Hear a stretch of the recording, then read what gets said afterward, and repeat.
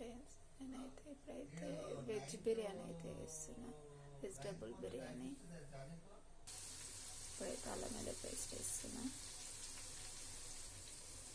Vegetable biryani అయితే వేస్తున్నా. Rice అయితే నేనైతే ఈ షిమ్తో అయితే ఈ దాంతో తీసుకున్నా.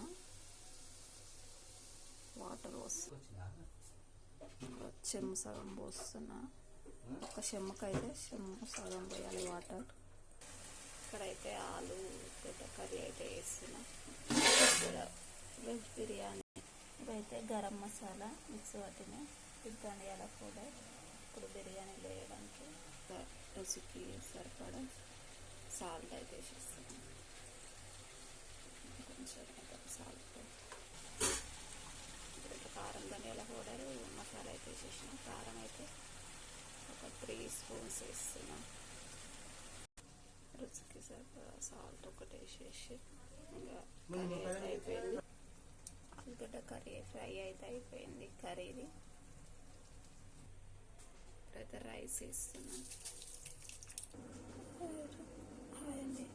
అయితే మా ఆయన అయితే పల్లీలు ఇట్లా వేపుకుంటుండు. అట్లే ఇంకా రెడీ అయిపోయింది. వెజ్ బిర్యానీ అయితే రెడీ అయిపోయింది.